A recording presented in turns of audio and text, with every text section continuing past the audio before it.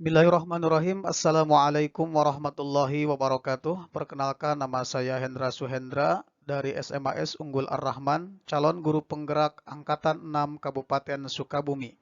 Dengan pengajar praktik Bapak Kusuma Dewi Prasetya dan fasilitator Bapak Sujaryono.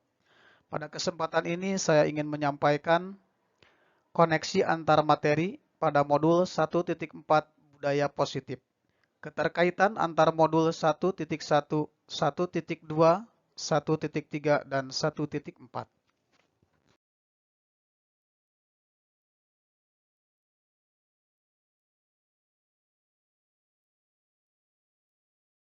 Keterkaitan antar materi, yaitu ada 4 modul.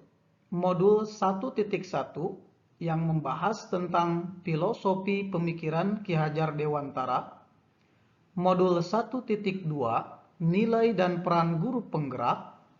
Modul 1.3, visi guru penggerak. Dan modul 1.4, budaya positif. Yang pertama, berkenaan dengan filosofi pemikiran Ki Hajar Dewantara. Pendidikan adalah menuntun. Menuntun segala kekuatan sesuai kodrat pada anak, alam, dan kodrat zaman. Yang mana tujuannya adalah untuk mencapai kebahagiaan dan keselamatan. Kemudian penanaman budi pekerti, yaitu harmonisasi perpaduan atau kolaborasi antara pikiran, perasaan, dan kehendak, sehingga timbul semangat. Pendidikan menghamba pada murid. Yang dimaksud di sini adalah hendaknya apa yang kita lakukan seorang pendidik adalah harus dengan penuh keikhlasan dan berpusat pada murid. Kemudian guru ibarat petani, yang bermaksud adalah sekolah ibaratkan lahan, murid diibaratkan benih. Petani hanya menuntun dan merawat agar benih tersebut dapat tumbuh sempurna. Nilai dan peran guru penggerak.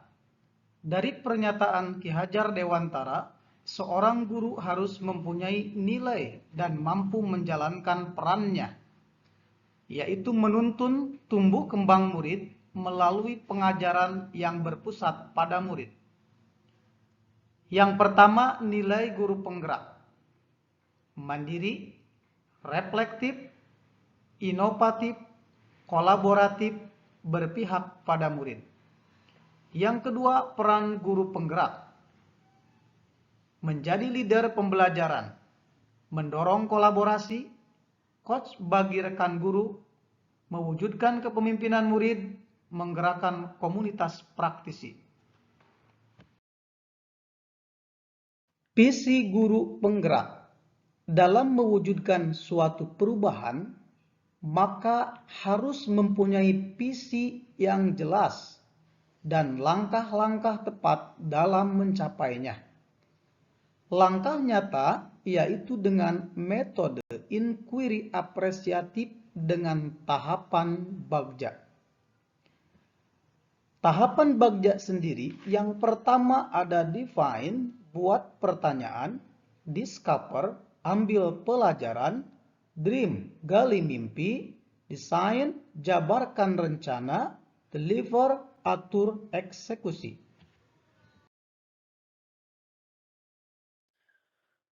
Budaya positif.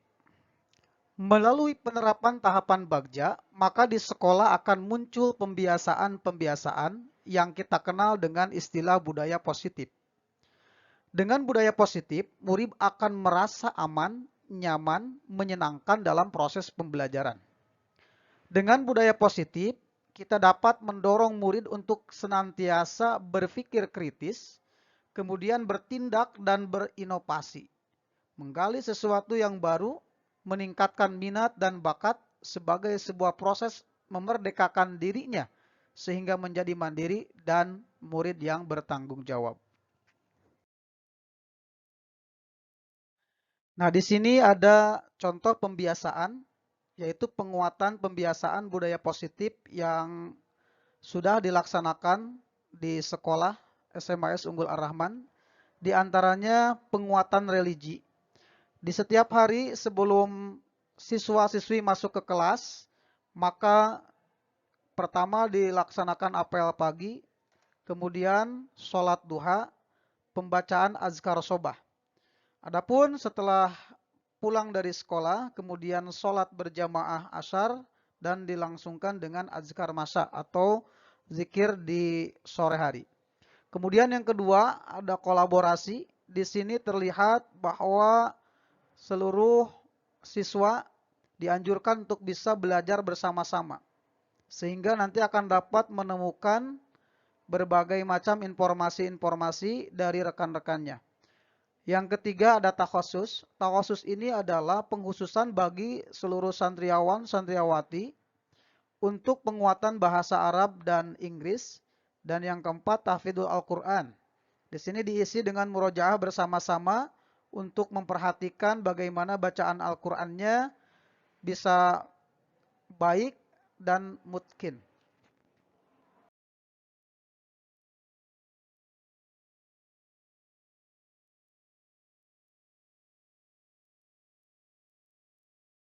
Untuk refleksi pertanyaan, pemahaman atas keseluruhan materi pada modul budaya positif. Pemahaman konsep-konsep, perubahan yang terjadi, pengalaman sebelum dan sesudah program diterapkan, dan perasaan baik guru maupun murid. Yang pertama, pemahaman konsep-konsep inti. Nah, di sini ada disiplin positif. Untuk disiplin positif sendiri dilakukan dengan sebuah pendekatan mendidik anak agar mampu mengkontrol dirinya dan timbul percaya diri atau confidence self. Kemudian yang kedua, nilai kebajikan. Ini mengacu kepada nilai-nilai dan prinsip-prinsip mulia atau akhlakul karimah yang diyakini. Yang ketiga, posisi kontrol. Untuk posisi kontrol sendiri, yang pertama ada memberi hukuman, kedua membuat rasa bersalah, memposisikan diri sebagai teman, monitor, dan manajer. Yang keempat, kebutuhan dasar, yakni bertahan hidup, kasih sayang, dan diterima, penguasaan, kebebasan, dan kesenangan. Yang kelima, segitiga restitusi, yaitu menstabilkan keadaan, validasi tindakan yang salah, dan menanyakan keyakinan.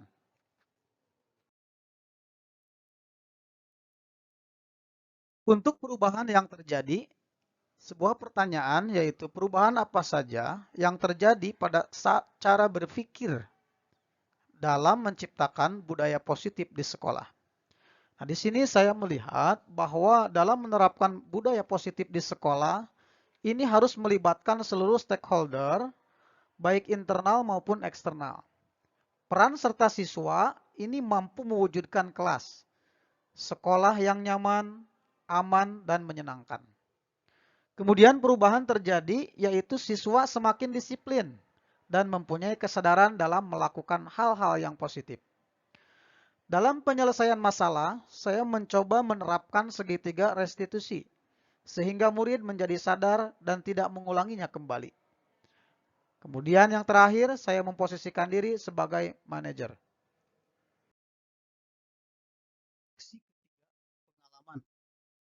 Pengalaman dalam penerapan konsep-konsep inti budaya positif di sekolah maupun di luar sekolah. Tentunya yang namanya permasalahan akan kita temui baik di sekolah maupun di luar sekolah. Ketika menemukan pelanggaran disiplin siswa, tindakan yang saya lakukan awalnya adalah langsung menghukumnya tanpa mengidentifikasi terlebih dahulu penyebabnya. Karena hal tersebut saya menganggap dengan hukuman akan membuat efek jera terhadap murid. Namun ternyata murid masih melakukan pelanggaran yang sama dan berulang-ulang. Akhirnya saya mencoba menggunakan sebuah pendekatan segitiga restitusi dan alhamdulillah membuatnya semakin menyadari apa yang dilakukannya adalah salah dan mereka mempunyai komitmen untuk tidak lagi mengulangi hal yang sama atau pelanggaran-pelanggaran yang lainnya. Keempat, perasaan. Bagaimana perasaan Anda ketika mengalami hal-hal tersebut? Menjadi guru yang mempunyai keyakinan bahwa setiap permasalahan ini dapat diselesaikan dengan jalan terbaik. Ada sebuah pepatah dalam bahasa Inggris, everything problem can solve running well. Dalam penyelesaian permasalahan, maka saya secara konsisten melakukan segitiga restitusi dan memposisikan diri sebagai manajer. Memberikan kesempatan kepada murid untuk mempertanggungjawabkan perbuatannya dan mencari solusi terbaik agar tidak mengulanginya kembali. Kemudian, menyusun sebuah strategi yang tepat dalam melakukan pendekatan kepada murid, agar murid memahami dan menyadari, kemudian dapat menerapkan budaya positif secara konsisten. Refleksi kelima, pengalaman. Pertanyaannya, menurut Anda terkait pengalaman dalam penerapan konsep-konsep, hal apa yang sudah baik dan apa yang harus diperbaiki? Budaya positif yang sudah ada seperti kedisiplinan, nilai-nilai kebajikan, dibuat keyakinan kelas yang dibuat secara bersama-sama dan pembelajaran yang berpihak kepada murid. Adapun hal yang perlu diperbaiki dalam menyikapi pelanggaran, posisi guru atau kontrol guru masih sebagai penghukum dan pembuat merasa bersalah. Namun, saya mencoba menuju posisi manajer. Konsistensi dalam penerapan budaya positif harus ditingkatkan dan semua komponen mempunyai optimisme akan berhasilnya program tersebut.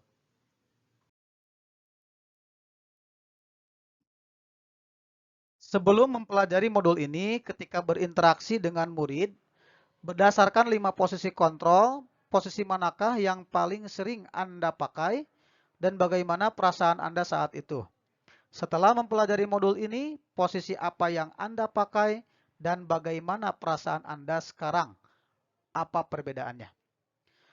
Nah, sebelum dan sesudah mempelajari modul 1.4, saya sering memposisikan diri sebagai penghukum dan pemantau. Apa yang dilakukan saya ini merasa sudah benar dan tepat terhadap murid. Kemudian sesudahnya saya mencoba memposisikan diri sebagai posisi kontrol manager. Ketika mampu menerapkan dan penerapan segitiga restitusi, saya menjadi bangga murid mempunyai kesadaran yang penuh dan menjadi murid yang bertanggung jawab. Belajar dari kesalahan yang pernah dia lakukan. Pada proses menciptakan budaya positif. Pertanyaannya, sebelum mempelajari modul ini, pernahkah Anda menerapkan segitiga restitusi ketika menghadapi permasalahan murid Anda? Jika iya, tahap mana yang Anda praktikkan dan bagaimana Anda mempraktikannya? Tanpa disadari, saya sudah melakukan segitiga restitusi. Namun yang saya lakukan ini tidak secara runtut. Tahapan yang pernah dilakukan yaitu validasi tindakan yang salah. Dengan memberikan pemahaman dan menanyakan alasan atau motif apa saja dan mengapa melakukan pelanggaran tersebut.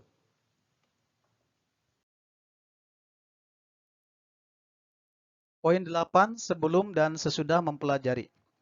Hal-hal lain yang menurut Anda penting dipelajari dalam proses menciptakan budaya positif di lingkungan kelas atau sekolah. Nah, menurut saya hal terpenting dalam mewujudkan budaya positif adalah harus adanya komitmen dan dukungan bersama seluruh komponen sekolah, termasuk stakeholder internal dan eksternal. Berikutnya, program harus dijalankan secara konsisten, kolaborasi dan kerjasama yang baik seluruh warga sekolah. Kemudian yang terakhir harus adanya dukungan penuh berupa sarana prasarana yang memadai. Hal ini akan membantu mewujudkan sekolah yang aman, nyaman, menyenangkan, dan juga dapat menyalurkan minat dan bakat murid. Demikian dan terima kasih. Sehat dan semangat, tetap fokus menebar kebaikan. Hidup calon guru penggerak. Wassalamualaikum warahmatullahi wabarakatuh.